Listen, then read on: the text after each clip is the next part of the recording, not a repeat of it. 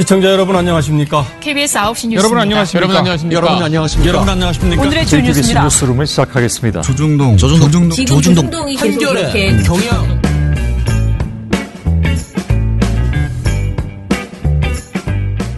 민원연의 미디어 탈곡기 시작하겠습니다. 예, 안녕하세요. 저는 민원연에서 사무처장을 맡고 있는 김원경이고요. 네, 신문 모니터 담당 활동가 공시형입니다. 이정일입니다. 예, 저희 오늘요. 날 잡구나 민원연 7월호에 회원 인터뷰를 하는 날입니다. 그런데 이분을 여기에서 만나다니 이 스튜디오에 정말 신기한 그런 지금 저는 되게 큰맘 먹고 지금 모신 건데요. 왜냐면은 제가 처음에 민원연에 왔을 때 저의 간사였습니다. 91년도죠. 예, 그분을 모시겠습니다. 자, 일단은 인사부터 시켜드릴게요. 저희 민원연의 아주 오래된 회원 신미 씨입니다. 박수! 예, 스스로 한번 인사 한번 해주세요. 네, 저는 신미희 회원입니다. 예. 네, 오래된 회원이고요. 저는 91년부터 96년 12월까지 만 6년간 민원연 간사 그리고 사무차장으로 활동을 했었고요. 예, 그때는 사단법인이 아니라 월간 말을 발행하는 민주언론운동협의회라는 예, 지금하고는 이름도 다르죠. 그 시절에 활동을 했습니다. 예, 그리고 이후에 미디어오늘 기자, 그다음에 오마이뉴스 기자, 예, 이렇게 해서 기자로 활동하다가 지금 돌아가신 노무현 대통령 참여정부 시절 그 홍보수석실에서 제가 미디어 정책 담당 행정관으로 일을 했고요. 노무현 대통령 퇴임하시고 봉화로 내려가실 때 함께 봉화로 내려가서 돌아가실 때까지 함께 모시다가 서거하시고 나서 노무현재단 설립하면서 네 2015년까지 노무현재단에서 예, 이제 설립과 함께 쭉 지금은 아마 후원회 회원 6만 명 돌파한 그렇더라고요. 예, 그렇게 해서 노무현재단 활동을 했고요.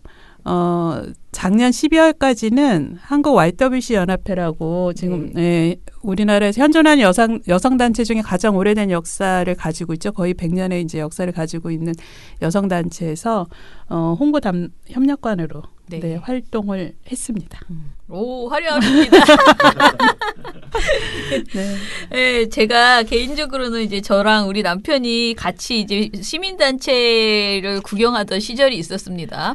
저하고 남편이 특히 제가 대학을 졸업하면서 이제 졸업을 하니까 적이 없어서 뭔가 시민단체 활동을 하고 싶은 생각이 있었어요. 그러니까 저는 90년에 대학을 졸업을 했는데 그래서 남편이랑 여기저기 막 돌아다녔거든요. 근데 우리 둘이, 그러니까 남편은 사실은 시민단체 활동하는 거 자긴 싫어해. 근데 내가 이제 가는데 내가 혼자 가면 창피하니까 계속 남편을 이제 그때 남자친구였지. 계속 데리고 다녔어.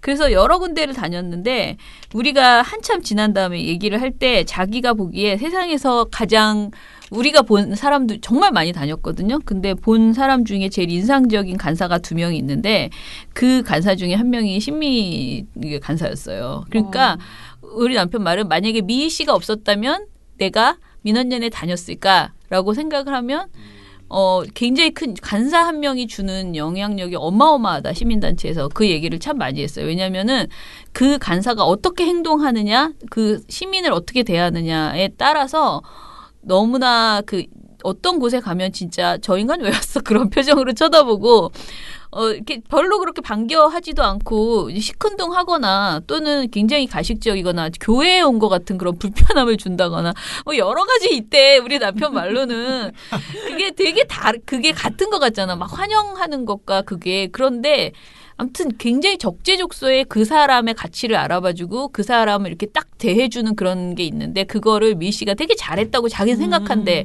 나는 잘 모르겠는데 우리 남편이 맨날 그런 얘기를 해. 나는 근데 우리 남편이 사람 본 눈이 있다고 생각하거든요. 네. 그런 쪽에.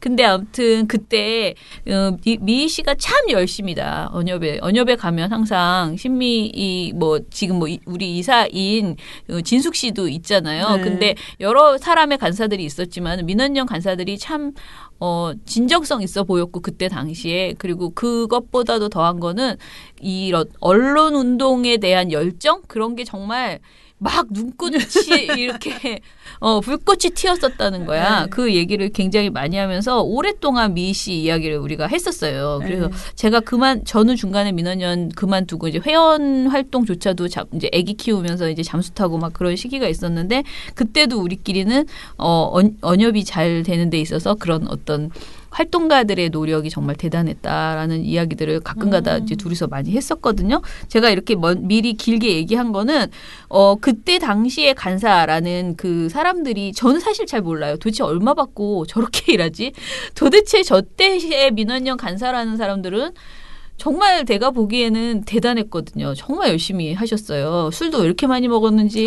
매일매일 에브리데이. 네. 에브리데이 알코올데이. 그러니까 그랬는데 그때 그 사람들은 어떤 생각으로 처음에 언협에 참가하게 됐을까라는 것과 그러니까 제가 말하는 이 민원연 간사라는 것은 민원연 언협이 처음에 생겼을 때는 이제 84년이지만 그때는 선생님들 위주로 그 어르신들 위주로 퇴직 언론인 선배들 위주로 선배들 위주로 되다가 이렇게 간사가 들어온 게 이제 91년 정도예요. 그래서 91년부터 우리가 사단법인이 되기 전에 한 98년 그 사이에 많은 간사들이 우린 그때는 활동가라고도 안 하고 간사라고 불렸거든요. 많은 간사들이 재야단체 간사. 네. 재야단체에서 그렇게 헌신적으로 일을 했어요. 그래서 그 이야기를 좀 오늘 꼭 들어보고 싶다라는 생각이 들었습니다. 자, 일단 언협은 어떻게 오시게 됐어요? 그때 당시 저희가 91년에 대학교 학번으로 하면 87학번인데 1968년생, 69년생인 저희가 한꺼번에 한 4-5명이 상근, 비상근으로 와요.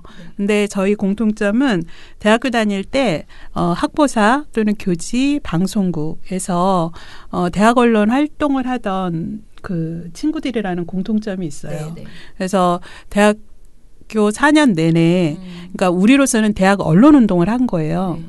그렇게 하던 친구들이 우리가 학교를 졸업하면 무엇을 할까를 고민을 하다가 사회 나가서도 언론 운동을 해야겠다. 그 당시만 하더라도 이제 87년 민주화 운동을 거치면서 88년에 한겨레 신문도 창간되고 이랬지만 우리나라 언론은 지상파 방송 같은 경우는 정말 땡 하고 하면은 첫 번째 꼭지가 무조건 대통령 뉴스가 나오던 시절이고 신문 하면은 한겨레가 창간이 돼서 그나마 말지와 함께 한겨레가 재화 언론이자 또 하나 대한 언론으로서 숨통을 틔워주긴 했지만 전국에서 그 일간지, 석간지 보는 분들은 그러니까 보수 언론 일색에 이런 신문을 보고 그다음에 언론의 역할이 정말 우리 사회에서 중요한데 언론 민주화 운동을 하시던 1974년, 75년에 동아투위, 조선투위 하시던 분들 다 강제해직돼가지고 그 당시에 다 해직 기자신분으로 어렵게 생활을 하실 때고 이러다 보니 이제 87년 그 민주화운동 시기를 거친 우리 세대는 앞으로 우리 사회가 민주화되고 더 발전하는 데 있어서 언론이 개혁되지 않으면 언론이 똑바로 서지 않으면 우리 사회가 제대로 갈 수 없겠구나를 대학 언론운동을 하면서 더 절감을 한 거죠. 학생운동을 하면서. 그래서 졸업을 하면 나가서 언론운동을 하자. 그래서 언론운동을 하려면 어디가 있을까? 활동 공간. 그래서 이제 그중에는 직접 언론 내부로 들어가서 기자가 되겠다고 한 친구들도 있고요. 그다음에 아예 뭐 노동운동이나 이런 아예 재야단체로 나간 친구들도 있는데 저와 그다음에 뭐 이진숙 당시 간사, 그다음에 조진경 간사, 그다음 뭐 노영란 간사 이런 친구들은 언론단체로 한번 가보자. 그래서 저희가 찾던 단체 중에 이렇게 해직 기자 선배들이 만든 당시로서 재야단체지만 월간 말을 통해서 자유언론운동을 펼치던 민주언론운동 협의회를 알게 된 거예요. 근데 당시에 저희가 왔을 때는 예를 들면 한 빌딩에 월간 말지가 있으면 민주언론운동 협의회는 지금 이 녹음실만한 사무실 하나 있어서 한 2명 정도 상근자가 있었어요. 예, 그래서 월간 말 직원인 한 분이 기획부장을 맡으시고, 그다음에 이제 상근 간사 1명 또는 뭐 비상근 간사 1-2명 이렇게 활동을 막 시작하던 네. 그래서 월간 말을 발행하는 것이 민주언론운동협의회에서 가장 큰 활동. 네. 그다음에 두 번째가 해직 언론인들의 복직투쟁. 그다음에 세 번째가 이제 재화 단체와의 민주운동 관련한 연대 활동 이렇게 하던 시절인데 이제 저희들이 오면서 민주언론운동협의회가 월간 말을 내는 거는 그거는 그 매체로서 독립적인 활동을 하고 정말 좀 언론 민주화 운동을 시민운동 차원으로 제대로 한번 키워서 해보자라는 거를 적극적으로 저희가 이제 의견을 내고 우리는 그런 거 하러 왔다. 네, 네. 이런 거 우리에게 우리가 활동하게 해달라라고 하던 시기죠. 저희가 왔을 때 이미 저희보다 선배분들이 간사로서 네. 상근 비상근 간사로 활동하고 계셨는데 그분들은 채 한 1년 이렇게 1년 남짓 활동하고 다들 다른 곳으로 가셨고 이제 저희가 와가지고 그 자리를 채우기 시작했어요. 네.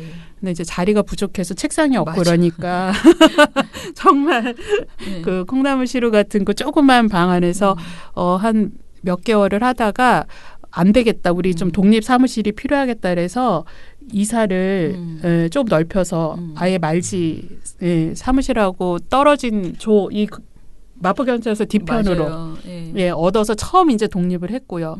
그 다음에는 더 이제 우리 언론학교를 또 개설을 하고 이러다 네. 보니까 이렇게 뜻있는 시민분들이 오는데 그러면 시민들이 참여할 수 있는 활동이 뭐가 있을까 해서 저희가 이제 모니터 활동을 하자. 그래서 신문 모니터, 방송 모니터 이렇게 네. 2개 만들었는데 시민들이 오시면 모니터할 공간이 필요하잖아요. 그다음에 언론학교가 너무나 성황리에 처음에는 저희가 막 50명이 될까 했는데 일기 모집했는데 막 120 몇 명에 맞아요. 대기가 막 5, 60명. 2기 언론학교 했더니 또 막 거의 막 200명 가까이 오시고 우리 처장님이 아마 2기 등록을 하셨을 거예요. 그렇게 오니까 교육 공간도 필요한 거예요. 다른 데를 처음에는 빌려서 했는데 그러다 보니까 공간이 넓어져야 돼서 돈은 없고 그래서 또 저희가 막 아현동의 지하. 지금 이번에 봉준호 감독의 기생충 영화에 보면 반지하 집에서 우리가 좀 있었거든요. 반지하 집이 나오는데 사실 저는 저도 그 젊은 시절에 지하 반지하에서 다 살아본 사람이지만 그거보다 저는 더 먼저 생각나는 게 우리 민원연 네. 반지하 사무실과 완전 지하 그 강의실 거기에 150명 가까이가 또 꽉 들어차가지고 강의 시작하고 한 30분 지나면 환기가 안 돼서 창문이 없으니까 네, 그러던 그 열정으로 가득 찼던 그게 먼저 기억이 났거든요. 그때 그럼 월급을 받았어요? 얼마 아, 받았어요? 처음에 이제 저도 졸업 전부터 이제 활동을 시작을 했어요. 네. 그러니까 졸업을 2월에 하는데 12월 달에 처음 이제 민원연에서 인사를 했는데 그때 저희가 어쨌든 출퇴근을 하니까 저희한테 5만 원을 주셨어요. 교통비로. 5만 원. 5만 원을 주셨고 졸업을 2월 달에 졸업을 하고 졸업식을 하고 이제 3월부터는 저희한테 20만 원을 주셨어요. 근데 20만 원 받는 간사가 2명 있었어요. 그다음에 비상근은 5만 원 계속 5만 원 받고 그렇게 제가 20만 원을 한 3년 받았나? 네. 그래서 20만 원에서 그다음 오른 게 40만 원. 2배로 올랐네요. 아니 30만 원. 그다음에 40만 원. 그다음에 제가 1994년도인가 사무처장이 됐나? 네. 예, 그랬는데 차장 되고 40만 원 받았던 것 같아요. 아, 처장 되고. 차장 되고. 그러고 나서 이 1996년 12월에 제가 이제 퇴직을 했는데 그 퇴직하기 2달을 60만 원 2번 받았던 기억이 나요. 네, 근데 매번 20만 원을 받아서 생활하다가 저희 마지막 2번 60만 원을 받았는데 나한테 너무 큰 돈인 거예요. 아니, 네, 그래서 생활이 되나요? 20만 원. 아니 근데 그때 월급은 또 그렇게 많지는 않았어. 딴 데도 나 생각해보면 제가 90년대에 졸업해서 저도 90년도 4월부터 월급을 받았을 거 아니에요. 어딘가에. 근데 저는 40만 원 받았거든. 일반 회사 다닐 때. 그러니까 이제 딱 절반 받은 거야. 그러니까 최저임금. 그래서 교통비하고 점심값하고 저녁 술값하면 집의 생활비는 이제 가족에게 온전히 의존한 거고 딱 그 정도였던 것 같아요. 예. 그래서 이제 60만 원 2번 받았을 때 제가 신촌에 있는 그 현대백화점 지금 건너편에 그랜드 백화점이 있었는데 거기 가서 처음 내가 내 돈으로 옷을 사 입었던 기억이 나요. 예. 너무 기뻐서. 예. 아무튼 간에 이제 그때 제가 언협에 생각해 보면은 일단은 어떤 느낌이었냐면은 약간 사람이 오는 걸 정말 반가워하는 그런 느낌이 확실하게 있었어요. 이제 간사들이 우리를 대해 주는 게 이 종자들을 잘 키워서 우리 언론 운동에 밑거름으로 써야겠구나. 밑거름으로 써야겠구나. 나는 음흉한 마음을 감추고 그래서 이렇게 교회처럼 음흉한 마음을 뭔가 얘가 교회를 나쁘게 하는 게 아니고 뭔가 막 자매님 막 이런 거 있잖아. 전도 대상이 왔구나. 막 이렇게 그런 것처럼 막 우리한테 이렇게 잘 해주시면서 이렇게 했는데. 근데 찾아간다는 것 자체가 무슨 뜻이에요? 그냥 가는 거예요? 그냥 언협에 그냥. 아니요, 처음에 왔을 때. 처음에 저희 시민들이 처음 어떻게 하냐면 이제 저희가 언론학교 2기를 1991년 12월에 1기를 개강을 해요. 1기 개강을 하는데 그때는 우리가 이런 거 개강한다고 보도자료를 언론사에 보내주나 실어준 곳은 한겨레에서 1단. 네. 예, 정말 민주언론협의회가 1기 언론학교를 개강한다. 몇 월 며칠부터 회비 5만 원, 예, 전화번호 딱 이렇게 세 줄. 예. 그리고 그때는 인터넷이 없던 시절이잖아요. SNS도 없잖아요. 그러니까 저희가 포스터를 인쇄를 해서요. 대학교 게시판, 그 다음에 젊은이들이 많이 가는 신촌, 예, 그때는 홍대도 안 뜨던 시절이니까요. 그 다음에 이렇게 곳곳에다가 다 돌아다니면서 저희가 테이프를 붙여요. 예. 그래서 그거를 그 다음에 이제 노조나 이런 이제 단체에다가 우편으로 보내요. 예, 그렇게 딱 홍보 수단이 3개였었어요. 한겨레에 한 줄 실린 거. 그 다음에 당시 한국일본가 뚜렷이 기억은 안 나는데 어느 신문이 딱 하나 정말 한 줄 실어줬는데 우리가 너무 만세를 불렀으니까. 예. 그러고 대부분이 포스터를 보시고 오신 분들이 절반이 넘었던 시절인데 이분들이 이 언론학교 포스터를 들고 와요. 어떤 분은. 예, 그 포스터를 뜯어서 그 약도를 보려고 약도를 찾기가 어려우니까. 그리고 민주언론협의회를 아는 사람들도 없으니까. 그렇게 오신 분들이 저희로서는 얼마나 감사한 일이겠어요. 이 언론학교라는 프로그램을 처음 했는데 이거를 과연 얼마나 올까 조바심을 냈는데 그걸 보고 이 강의를 듣겠다고 공짜도 아니고 그때 수강료가 저희가 처음 했을 때 5만 원을 시작했을 그게 거예요. 그러니까 되게 비싼 돈이에요. 당시로 비싸죠. 왜냐하면 간사 월급이 20만 원 시절에 수강료가 5만 원이고 후원회원은 1만 원 할인해줘서 4만 원 이랬던 시절이니까 일주 월급이네요. 그렇지. 되게 큰 돈이야. 그래서 갑부들만 들을 수 있는 돈이야. 그때 오신 분들이 보면은 연령대가 20대 30대가 있었고 40, 50대가 정말 많았어요. 오히려 40, 50대가 많았고 그다음에 교사, 그다음에 노조, 기업의 노조, 예를 들면 은행 노조 이런 분들 그다음에 그 기자 되려는 분들 중에 나중에 기자 되려는 분들이 정말 많이 오게 돼서 지금 방송사 노조 출신이나 신문사 기자나 연합뉴스에 저희 언론학교 출신들 정말 많이 있어요. 지금 그 분들 이름 들면 그분도 언론학교 출신인가 이런 분들. 저는 이제 제가 1기부터 96년 12월까지 제가 20몇 기까지 했나? 했으니까 되게 많은 사람들이 거쳐간 시기에 언론학교 출신들이 많았는데 그렇게 언론계 진출하려는 사람들 이런 분들이 많이 왔고요. 우리 김원경 처장님 같은 경우는 아주 특이한 케이스였어요. 여기서 어떤 활동할 수 있냐고 물었어요. 처음에. 예. 그게 너무나 저한테는 이렇게 잊혀지지 않는 기억이죠. 그러니까 이런 분들이 오시는 걸 보고 우리 언론운동 특히 시민언론도에 희망이 있겠구나 이런 생각을 했고 그러니까 오신 게 너무 반가우니까 저희는 정말 그냥 버선발로 뛰어나가서 맞이할 분들인 거죠. 그런데다가 저희한테는 우리 같은 또래잖아요. 젊은 20대 청년이 온 거잖아요.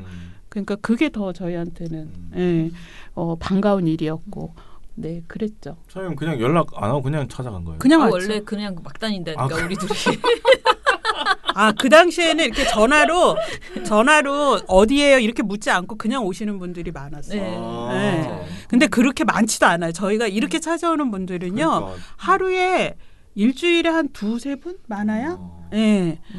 또는 언론학교 이제 수강을 미리 하려는 분들. 왜냐하면 이제 1기 때 2기 때 워낙 그 대기가 많았거든요. 그러니까는 이제 미리 와서 그거 미리 접수도 당시에는 전화 접수하고 와서 방문 접수밖에 없었던 시절이에요. 온라인 접수도 안 되던 시절이고, 그러니까 미리 와서 이제 좌석 확보하려고.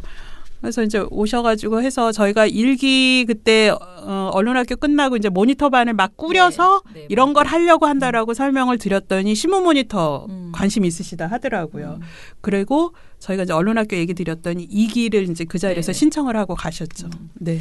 그래서 아무튼간에 우리가 그렇게 쇼핑을 시민단체 쇼핑 여러 군데를 하다가 이제 저는 사실은 제가 모니터를 할 줄 안다거나 이런 사람이 아니잖아요. 저는 완전히 그냥 완전 민간인 회사 다니는 그냥 일반인이니까.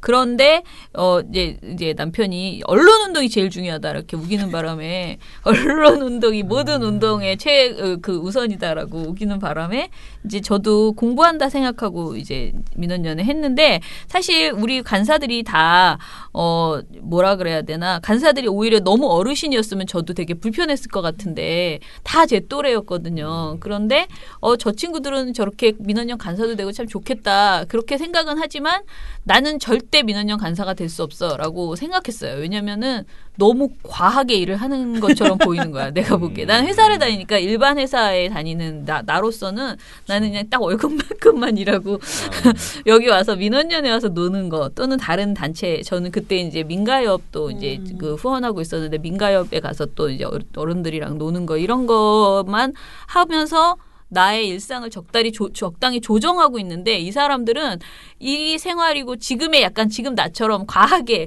일과 생활이 모두 다 민원연에 이렇게 올인되어 있었거든요. 그래서 정말 열심히 그렇게 해주셨어요. 그래서 저는 그 언론학교가 그렇게 잘 된 거는 사실 언론학교는 그 이후도 우리가 계속 어떤 교육을 했지만 그렇게 잘 된 건 사실 밤에 그렇게 놀아줬기 때문이에요. 맨날 언론학교 끝나면 집에 그냥 갈 수가 없고 매일 모여서 간사들이 그러니까 조직화 사업을 한 거지. 그 사람들이 가지 않게 민원연에서 강의만 듣고 튀지 않게 그 사람들을 무서운데. 친구로 만들어서 언론개혁의 동지로 만든 거지.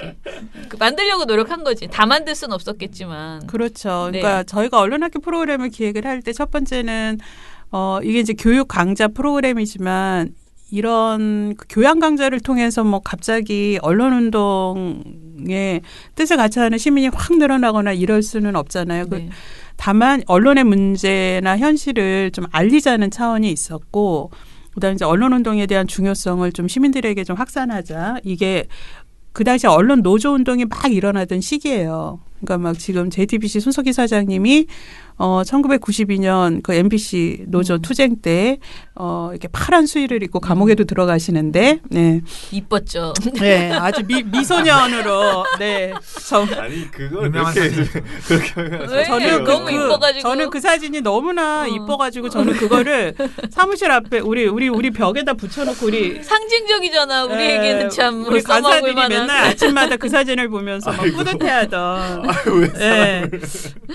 그랬는데 저희가 그 강좌를 여는 것 자체가 근본적 목적보다는 거기에 오신 시민들이 이 언론 문제에 대한 그 인식을 통해서 그것이 당시에는 이제 민언협이었죠. 민언협이 되든 아니면 본인의 직장이든 학교든 가정이든 그 생활 단위에서 언론 운동을 좀 확산시키는 그러한 좀 씨앗이 되기를 바랬어요. 그러려면은 이분들이 그때 한 번 언론학교로 하면은 강좌가 한 10개, 네. 11개 정도 됐는데 그거 2개월 과정 주 1회씩 하는 거 끝나고 그냥 흩어져 버리면 그냥 또 이게 날아가 버리거든요. 그래서 저희가 언론학교 프로그램을 처음 기획을 할 때부터 분반을 짜자. 오면은. 네, 그래서 저희가 그때 상근간사, 비상근간사 다 막 하면은 한 5명 정도가 되겠더라고요. 그래서 5개에서 6개 정도로 반을 짜서 그러니까 조편성을 한 다음에 끝나고 나서 반드시 토론. 그러니까 오늘 강의에서 느낀 거, 그다음에 또 시민들이 갖는 문제의식 이런 걸 공유를 하고 또 그것만 토론만 하고 끝나면 안 친해지잖아요. 한국 사람들이 또 이렇게 처음에 되게 서먹서먹 하잖아요. 그러니까 이제 끝나고 나면 이게 뒤풀이. 뒤풀이에서 정말 이제 이게 끈끈한 그냥 수강생이 아니라 언론운동에 대한 뜻을 같이 하는 시민 동지가 되는 과정을 2개월간을 하는데 그것의 이끌미 활동을 간사들이 저희가 그때 또 대학 졸업해서 24살, 25살이니 얼마나 혈기왕성했겠어요. 건강하니까 됐겠죠. 그래서 정말 이제 술이 우리에게는 이제 커뮤니케이션의 주요한 수단이었지 목적은 아니었지만 먹게 되면 변명 같아 보입니다. 네, 어디를 가도 이렇게 마음 편하게 신나게 얘기할 수 있는 곳이 없던 거예요. 그러니까 그런 거에 목말라 있던 이 수강생들이 새벽 2시, 4시 그러면 심지어 이제 이렇게 분위기가 좋은 반은요. 6시에 공원에서 아침을 맞이하고 거기서 세수하시고 출근을 하시는 분이 있어요. 그리고 이제 학생은 학교 가고 우리는 다시 언협으로 출근하고 예, 그렇게 하면은 한 분반에서 꼭 열성적이고 핵심적인 분들이 많게는 이제 분위기가 좋은 데는 한 10명, 분위기가 좀 그런데 한 3명 이렇게 나와요. 그러면 이제 그분들한테 후원회원으로 다 가입을 시키고 그다음에 이제 그중에서 또 좀 뛰어난 사람들은 모니터 회원으로 또 이렇게 이끌고 그런 거를 했는데 이게 언론학교 있는 날은 일주일에 2번씩 했구나. 네. 수업을 화요일 목요일 했을 거야 아마.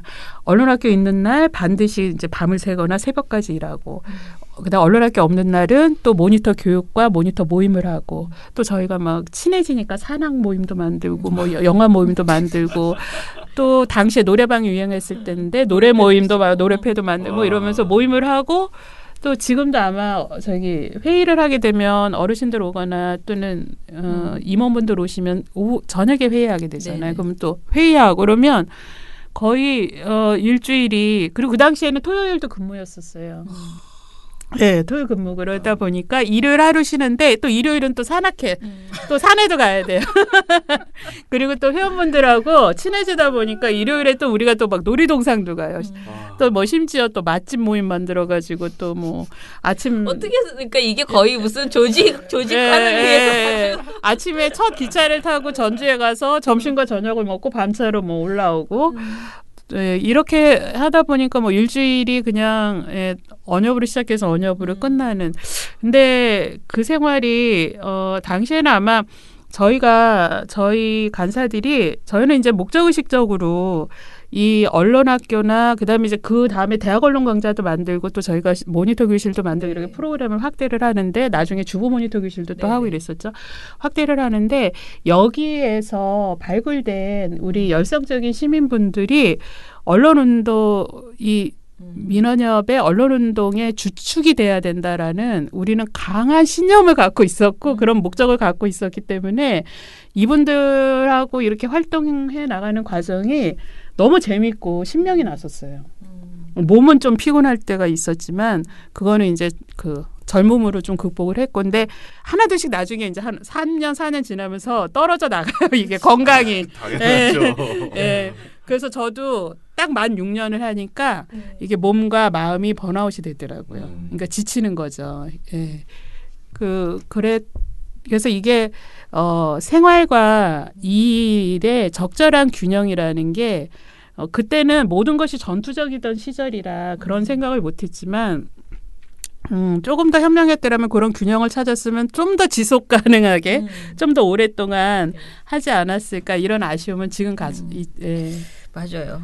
저도 그때, 그러니까 제가 그랬잖아요. 이거는 계속하면 안 돼. 그러니까 이건 난 민원연은 절대 들어가면 안 되겠구나. 누가 부르지도 않지만 혹시나 나에게 그런 시간이 되더라도 민원연은 그냥 도와주기만 해야, 그러니까 회원으로만 활동해야겠다라는 생각을 내가 이제 처음에 했던 거는 너무 열심히 다들 사니까 나는 또 일단 우리 이 남편이랑 놀아야 되고 뭐 이렇게 챙겨줘야 되잖아. 너 연애하는 그 남자도 챙겨야 되는 사람이거든. 여기 와서만 놀면 안 돼. 또 삐져. 그러니까 막 굉장히 바빴어. 내 나름대로는 그때 모니터도 하랴, 뭐 같이 놀랴. 근데 그때 제가 들었던 어떤 민원연의 분위기는 그때 정찬영 사장도 그 얘기를 했는데 지금은 YTN가 계신 YTN 사장. 네, 근데 이제 정찬영 선생님이 뭐라고 했냐면은 민원연에 오면은 개척교회 분위기가 났었대. 뭔가 이 가난한 사람들이 자기들끼리 모여서 무슨 해방신학을 공부하는 것 같은 그런 기분이었대. 언론의 상황을 막 분노하면서 그렇게 막 어떻게 해나갈까 막 대단한 뭐라 그럴까 독립운동하듯이 막 자기들끼리 이렇게 하는 게 아무튼 특별해 보였다고 하더라고요. 그렇죠. 한국 언론의 암흑기에 한 줄기 우리가 빛이 되리라, 우리가 여명이 되리라, 횃불. 그래서 이 조그만 불빛을 반드시 횃불로 키워서 한국 언론의 빛을 찾아오리라. 그리고 우리 해직되신 해직 선배들 반드시 복직시켜드리고 정말 저 썩어빠진 조중동 문을 닫게 하리라 막 이런 가열찬 그런 시대의 사명을 갖고 있었죠. 자, 그러면 이제 신미 씨 인생에서 언협 활동가는 어찌됐든 6년 정도 이제 했는데 그래도 그거를 좀 종합하는 뭐 본인의 회고, 그러니까 언협의 의미, 이제 그 다음부터는 또 사람들이 듣고 싶은 게 노무현 대통령과의 인연 이런 것도 듣고 싶어 할 것 같아서 그거를 좀 마무리를 해줘 보세요. 제가 이게 민원연은 제 인생에 있어서 지금 저의 삶의 뿌리가 됐던 것 같아요. 그러니까 제가 대학 다니면서 이제 기자를 해보고 싶다, 또 언론에 관심을 갖고 이랬는데 그게 바로 직업 기자로 가지 않고 언론운동인 민원연을 거쳐서 저는 또 나중에 제가 직업 기자 꿈을 이루게 되거든요. 이러면서 제가 그냥 일반 기성 언론의 그런 기성 기자가 되지 않을 수 있었다는 거. 그리고 지금도 민원연 이후에 민원연을 포함해서 모든 이후의 제 삶은 나는 언론운동의 연장선으로 생각하거든요. 그래서 어디를 선택을 하든 간에 이게 언론운동에서 의미가 있느냐 없느냐가 저한테는 가장 중요한 기준이 됐어요. 그게 민원연에서 제 삶의 바탕이 된 시기였고, 그리고 학생운동을 하고 사회로 나와서 지금은 시민운동이 대중화되고 아주 다양한 분야에 또 지금은 지역까지도 다 이런 풀뿌리 시민운동이 뿌리를 내리고 확장이 됐지만 그 당시만 해도 재야운동이라고 했었거든요. 그러던 시절이었는데 지금 저희가 촛불 몇 년 전에 이제 촛불 혁명, 시민들의 촛불 혁명도 있었지만 시민의 힘으로 이루는 민주화 운동, 또 시민의 힘으로 언론을 세울 수 있다라는 그 신념을, 그런 소신을 언협을 통해서 확인할 수 있었다라는 거, 그런 게 가장 큰 자산이 아니었을까 이런 생각을 하고, 또 지금 제 주변에 저의 가장 소중한 사람들도 그때 다 만났던 분들이 대부분이고, 그래서 제 삶의 그 뿌리가 됐다 이런 생각이고요. 그래서 그 이후에 저는 어디 가서든 제 친정의 첫 번째 친정은 항상 언협이라고 자랑스럽게 얘기를 하고, 언협이 지금 너무나 잘 됐잖아요. 그때는 저희가 정말 가열차게 너무 열심히 일했지만 너무너무 작은 단체였어요. 그러니까 기자들 사이에서는 월간 말가 당시에 언협이라 지칭됐던 민언협을 아는 사람들이 있었지만 일반 사회단체나 또 재하단체에서도 사실 잘 몰랐고 또 시민들은 정말 몰랐었어요. 그 존재를. 근데 지금은 민원연 모르는 사람들이 없을 정도로 이렇게 이제 대중화되고 확산이 돼서 지금까지 애써오신 많은 분들께 정말 감사하고, 그래서 어디서든 저는 제가 언협 출신이라는 게 너무나 지금도 자랑스럽고. 네. 나가신 다음에 이제 미디어오늘 뭐 중간에 뭐 다른 것도 하고 그러셨지만 미디어오늘에 이제 갔어요. 그래서 우리 한동안 못 만났거든요. 근데 어느 날 그 언론재단 그 건물 프레스센터에서 만났어요, 미희 씨를. 근데 미디어오늘에 있다고 얘기를 하면서 무슨 편집회의 한다고 거기에 이제 거기 공간에서 그때는 미디어오늘이 회사가 없었나? 건물이? 아니 목동에 방송회관에 있었는데 저희 편집위원들이 대부분 현직 다른 언론사 기자분들이 있는데 그분들이 점심시간 이용해서 회의를 오니까 편집 자문회의를 프레스센터 주변에서 했었어요. 그래서 이제 프레스센터에서 만난 거예요. 그래서 미디어오늘에 있다 그래가지고 이제 저는 이제 그만둔지도 몰랐었어요. 그때 이제 제가 애 낳고 키우느라고 잠깐 민원연에 안 가고 있을 때여서 그래서 이제 드디어 기자가 됐구나. 이렇게 드디어 민원연 다니다가 이제 기자가 됐구나 이렇게만 생각을 하고 또 한편으로는 그 민원연에 천년만년 있는 것은 전 좋지 않다고 생각해요. 늘 얘기하는데. 계속 발전하는 게 좋다고 생각해. 더 적성에 맞는 일을 여기에서 뭐 충분히 경력을 쌓고 잘 성장한 다음에 그래서 좋은 길을 가나 보다라고만 생각을 했었거든요. 근데 그다음에 또 오마이뉴스에서도 막 뭔가 기사들이 되게 좋은 게 많이 그때가 오마이뉴스에 나는 전성기였거든요. 그래서 야 이제 요즘 잘 나가네. 우리 미희 씨 잘 나가네 이렇게 생각했어요. 그 시기에 기자로 활동했던 시기에는 어땠어요? 제가 그 미디어오늘 오마이뉴스 이렇게 직업 기자 했던 게 다 기반이 미디어 전문 기자였었어요.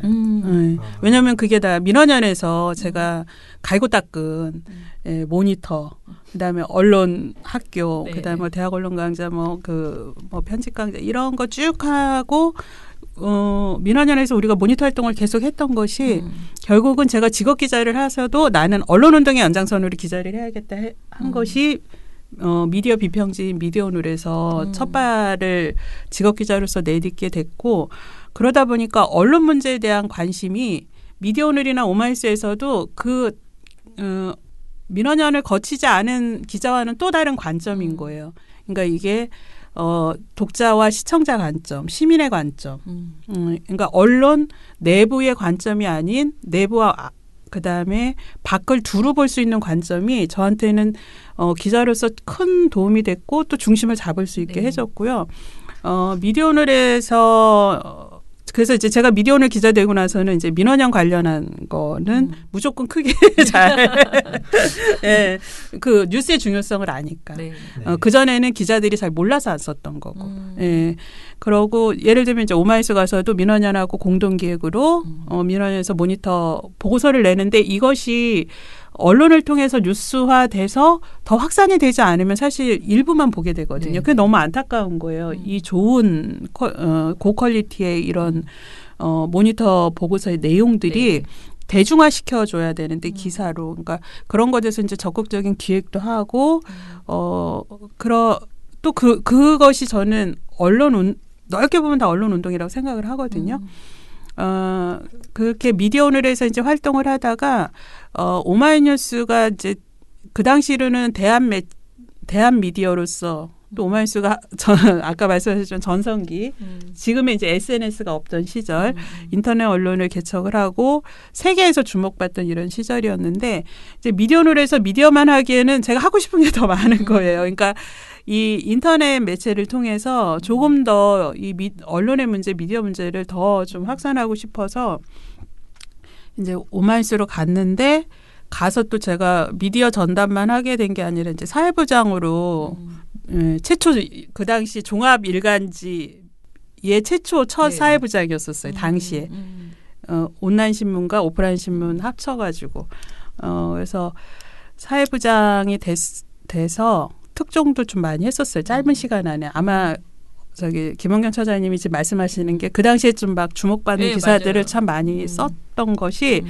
이게 민원연 시절부터 이게 독자와 시청자의 관점으로 뉴스를 보는 것에 대한 훈련이 돼 있다 보니 그러니까 소스를 픽업하고 이렇게 취재원들을 만났을 때 그 취재원들의 협조를 좀 잘 구해내고 이러는 것이 그런 특종들에 다 좀 힘이 됐던 것 같아요.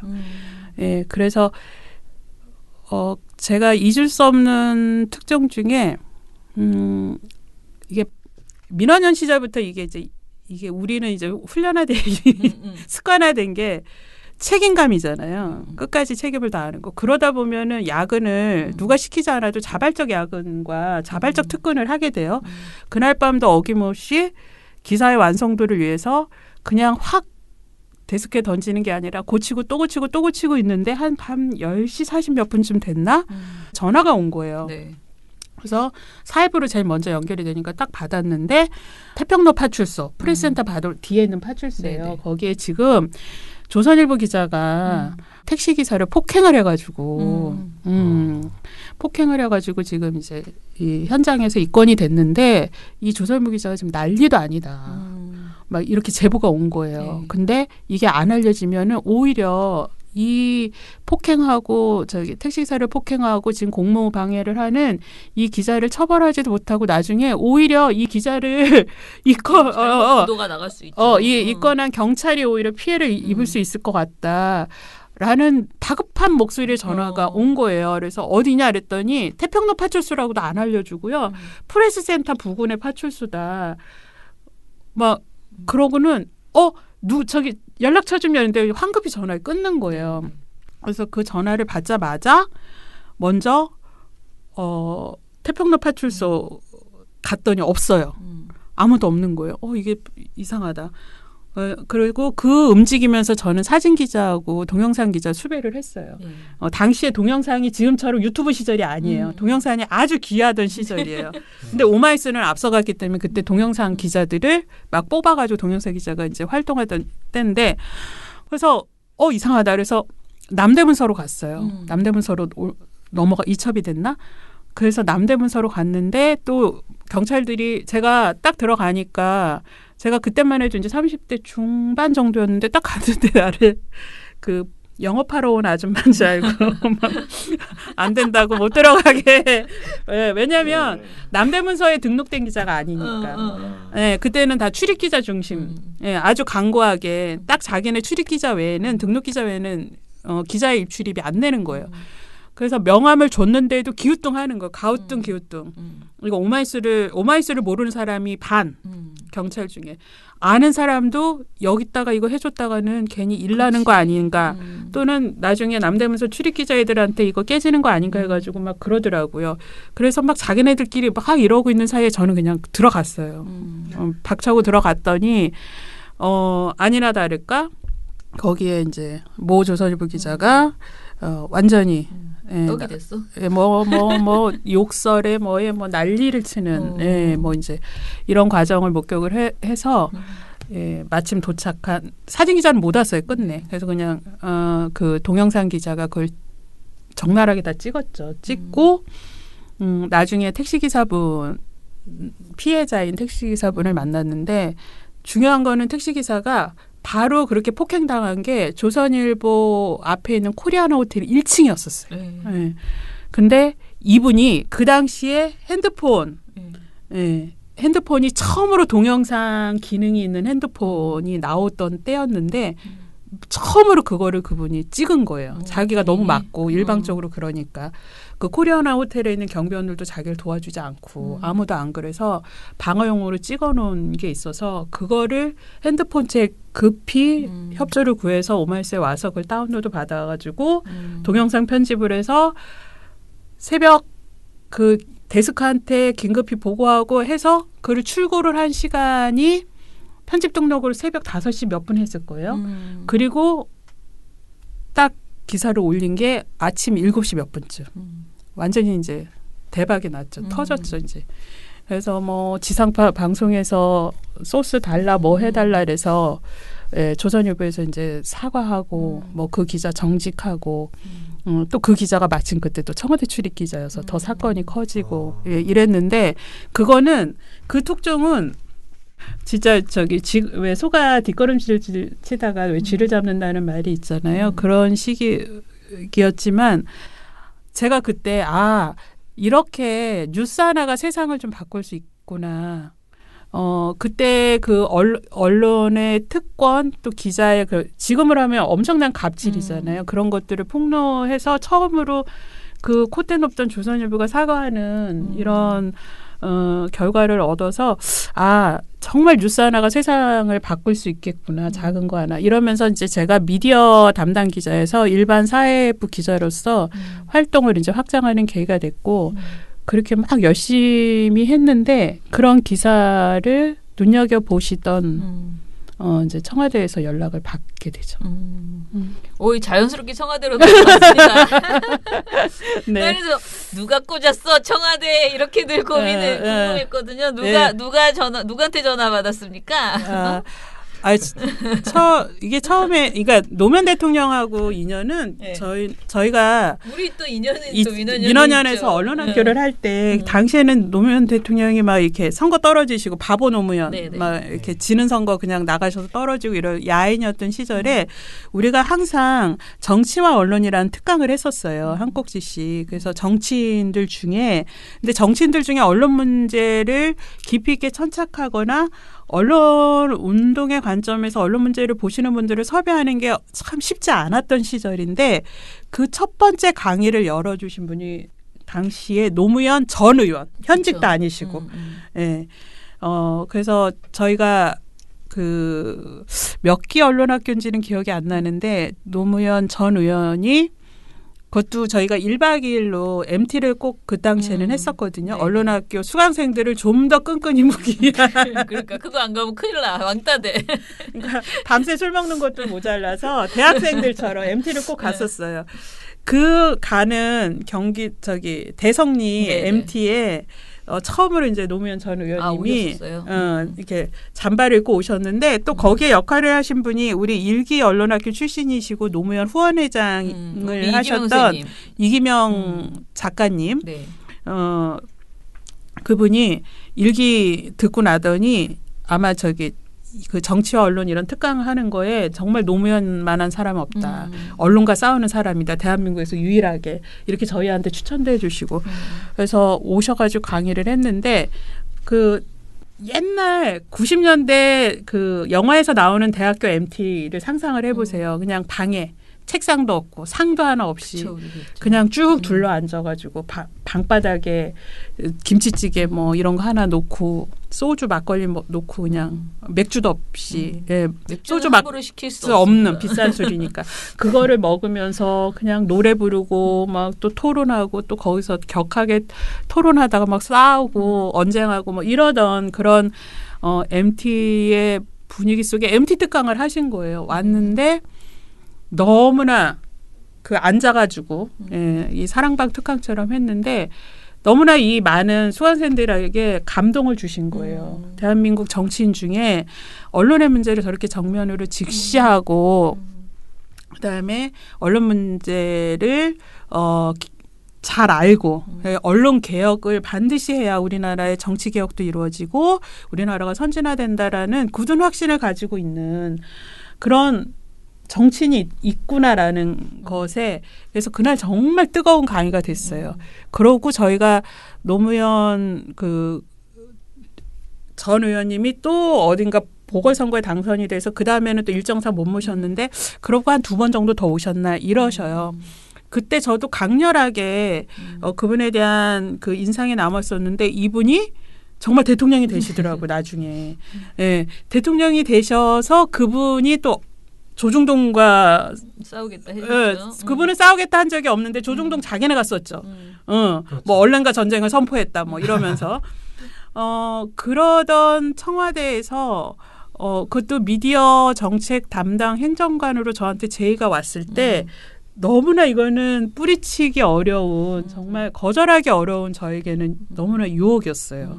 근데 그때 제가 3개월을 고민을 했는데 고심했는데 저는 기자가 이제 막 고심하다가 따로 안 되면 어떡하려고 그렇게 오래 고심을 했어요. 제가 이제 저는 저 계속 기자하겠습니다. 저는 기자로서 저는 이 지금 참여정부가 하려는 언론 개혁 하시고 저는 기자로서 또 저는 언론운동 계속 하겠습니다. 이렇게 해서 계속 이제 하는데 계속 저한테 이제 그래도 생각해달라라고 한 게 이제 3개월이 된 거예요.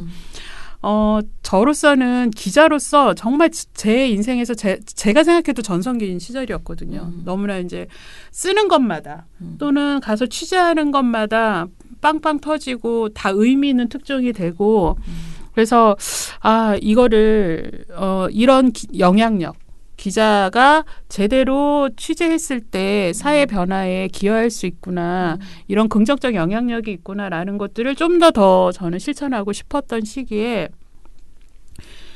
청와대에서의 제안은 지금 어느 대통령이 이후에 되더라도 언론 개혁이라는 이슈나 과제를 주요 정책으로 삼을 대통령은 더 이상 또는 수십 년간 대한민국에 나오지 않을 거다.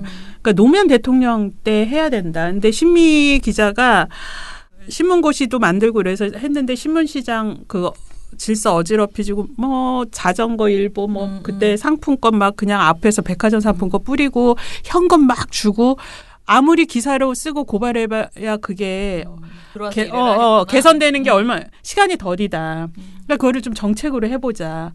그다음에 뭐 언론의 문제 많이 있었죠. 그다음에 제가 미디어오늘하고 오마이뉴스 기자를 하면서 느꼈지만 공고한 그 기성 언론들이 다 자기네 출입 기자 제도 그다음에 기자실 중심의 취재 문화 이런 게 완전히 작은 언론이나 신생 언론이나 이런 기자들에겐 개방이 안 되는 그다음에 오마이뉴스가 이렇게 영향력이 많아졌어도 시민 저널리즘은 인정하지 않는 이런 문화들을 바꾸는 것을 정책으로 해보지 않겠냐라는 제안을 이제 계속 하면서 흔들리는 거죠. 한쪽엔 흔들리면서 그래도 난 기자를 계속 할래. 이러던 3개월의 그 고민이 이어지던 5월 어느 날 정말 따스한 봄바람이 불던 날 삼청동에서 제가 마지막으로 확실하게 제 뜻을 저는 기자 계속 합니다. 다른 분 알아보세요라는 말을 하러 갔어요. 그래서 저를 섭외하던 비서관이 3번째로 바뀌어 있는 상황이었었어요. 근데 그분을 만나서 저는 이렇습니다라고 얘기를 하려고 했는데 그날 귀신의 수연인지 뭐였는지 정말 거절하러 갔다가 제가 네 하고 온 거예요. 그래서 저는 지금도 그 봄바람 손가락에 스치던 봄바람을 잊을 수가 없는데 제가 택시를 타고 저희 세종문화회관 뒤편에 있는 오마이뉴스 사무실로 돌아오면서 창문을 열고 이렇게 딱 창문 밖으로 손가락을 했더니 이 손가락 사이로 봄바람이 부드럽게 스치는데 내가 오마이뉴스 가서 이 얘기를 어떻게 해야 되나. 사고 쳤구나. 이걸 어떻게 해야 되나. 나는 이제 어떻게 해야 되나. 오연희 대표한테 뭐라 해야 되고 편집국장한테 뭐라 해야 되나. 이게 말이 되나. 왜냐하면 제가 현직 기자가 정치권이나 뭐 청와대나 이렇게 정부로 직접 그동안에 조중동 기자들이 많이 그렇게 갔거든요. 네. 그러니까 권력으로 직행하는 기자들을 가장 먼저 앞장서서 비판하던 기자였잖아요. 미디어 담당 기자로. 이렇게 권력의 하수인이 되는 기자들을 근데 내가 이 권력이 아무리 다르다 생각할지 모르지만 정치 권력에 내가 또 팬이 되고 하수인이 되고 앞장비가 되는 거잖아요. 이런 나에 대한 나의 이 선택은 또 무엇이 되나. 또 제가 미디어오늘에서도 처음으로 노조를 만들었고 그래서 제 일대 노조위원장 출신이고 오마이뉴스 가서도 노조를 만들어서 물론 그 노조는 조중동 노조와는 달라요. 제가 오마이뉴스에서는 또 제 일대 공보위원장이었는데 내가 후배들에게 이걸 어떻게 내가 설명할 수 있을까. 이런 모든 상념이 스치면서 정말 눈물이 그냥 그 따스한 봄바람에 눈물이 그냥 정말 주룩주룩 흘렀어요. 이제 가서 왜냐하면 6월부터 거기는 출근하기로 했고 딱 일주일이 남은 거예요. 얘기를 해야 되고 그래서 이제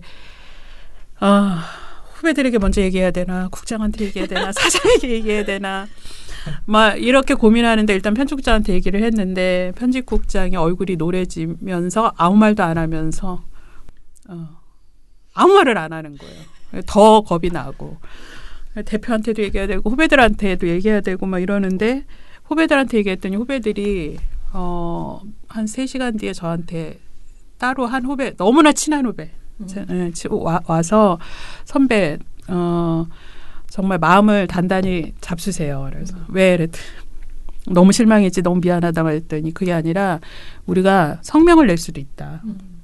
노조에서 성명을 지금 내자는 얘기가 나왔다. 그래서 선배가 공개 비판이 될 것이다. 뭐 그날의 저는 한 일주일이 너무나 정말 정신없이 다음날 출근했더니 국장이 바로 청와대에 전화를 해서 이런 식으로 기자 빼나가는 게 이게 노무현식 언론개혁이냐부터 시작해가지고 막 우린 가만히 있지 않겠다 막 이러시고 예. 그래서 저 그 오마이뉴스에서 청와대 갈 때 정말 이렇게 박수 받으면서 떠나지 못했어요. 저는 죄인처럼. 그래도 마지막 전날 이제 몇몇 선배들이 저녁을 같이 하자는데 그 저녁이 목구멍으로 넘어가지 않더라고요. 그렇게 하여 청와대로 거의 일주일 만에 출근을 하는 그랬더니 아니나 다를까 신동아에서 권력의 앞잡이가 된 기자들 해가지고 장문의 기사가 떴는데 이제 거기에 저도 들어갔죠. 표에 들어가서 그 민원혁 미디어오늘 오마이 출신의 신미 행정관 이렇게 해서 이제 올라가고 그래서 거기 가서 이제 제가 청와대에서 만 2년을 일했는데요. 이렇게 편히 이게 기자 후배들이나 또는 선배들이나 또는 이제 민원연 우리 아는 분들에게 참 편히 연락하기 쉽지 않게 되는 그러한 시기가 됐었어요. 그래서 이게 지금은 이제 그런 오해들이 많이 풀리고 노무현 대통령이 정말 언론개혁을 위해서 어떤 고민을 했는지 단순히 대통령 시절부터가 아니라 그가 인권 변호사 시절부터 정치인이 되면서 더욱더 언론 문제에 깊은 문제의식을 느끼고 정말 우리 사회의 중요한 개혁 과제로 인식을 하고 대통령이 돼서도 결국 그 뜻을 그 소신을 버리지 않고 유지하고 그랬던 그분의 뜻이 지금은 이제 알려지면서 오해가 좀 덜했지만 참 기자 현직 기자를 하다가 바로 청와대로 직행했던 것이 이게 의미 있는 선택이 이게 다른 사람들에게 이해되지 못한다라는 그 마음의 불편함은 좀 오랜 기간 있었죠. 그래서 일례로 그 참여정부 이제 청와대 참여정부 임기가 끝나고 저는 이제 공무원이 아니고 그래서 편히 후배 기자들을 만났어요. 술 한잔 하려고. 근데 바로 다음날 어떤 전화가 왔냐면 혹시 선배가 다시 기자로 복귀할 생각이 있는 거냐. 저는 진짜 기자하고 싶었죠. 마음에. 99.9%. 근데 그거 한마디도 어디다 말을 못했어요. 근데 제가 있는 거냐 이러는데 이럴 수도 없었어요. 아니. 마음은 그렇지만 그랬더니 설령 그런 마음이 있더라도 어디서도 얘기하지 마라. 어제 선배가 그 몇몇 후배 만난 걸 두고도 벌써 어떻게 그럴 수 있냐라는 말이 나온다. 그러니까 더 욕먹지 않게 조심해라. 라는 얘기를 들었는데 너무 가슴이 아팠어요. 그래서 정말 이게 이렇구나. 조중동 기자들은 왔다가 복귀도 잘하고 뭐도 잘하고 더 좋은 데로도 가는데 뭐 오마이뉴스 미디어오늘 한겨레 뭐 이런 출신 우리는 이게 그만두고도 이게 낙인처럼 주홍구시처럼 이렇게 가는구나. 그런 걸 생각 안 한 바 아니고 청와대로 올 때는 아예 나는 기자로 복귀 다시는 못할 거다. 이런 생각은 했지만 이렇게까지 가시도치게 비판을 받아야 되나라는 이제 인간적인 아픔이 좀 그때도 느껴졌죠. 청와대 가니까 좋아요? 어땠어요? 저는 미디어 정책 정말 이렇게 그림도 그리고 막 뜻을 갖고 갔거든요. 지금까지 신미희 회원 인터뷰 일부를 들으셨습니다. 이어서 내일 2부가 업로드됩니다. 내일 예고. 저는 정말 참여정부 사람들은 언론개혁에 대해서 모두는 아니더라도 대부분이 좀 문제의식을 갖고 있을 줄 알았어요. 그랬는데 아주 대통령을 비롯한 몇몇 분만이 그렇더라고요. 그거 준비하느라 바빴겠네. 아니요. 저희는 준비할 거 하나도 없어요. 그래요? 대통령이 다 준비해요. 진짜? 네. 이게 토론이라기보다는 그거를 너무나 정리가 잘 되는 거예요. 노무현 대통령의 얘기가 그 손석희 브리핑보다 더 알차게 브리핑이 되는 거예요. 지금 저희 경남도지사죠. 김경수 비서관이 너무나 낮은 목소리로 첫 차로 내려와야 될 것 같다고 지금 대통령이 화났을 때 막 찾는다고 그래가지고 막 첫 차를 타고 갔어요. 그때도 그 언론을 그렇게 걱정하고 가신 분이세요. 마지막 그 가시면서까지.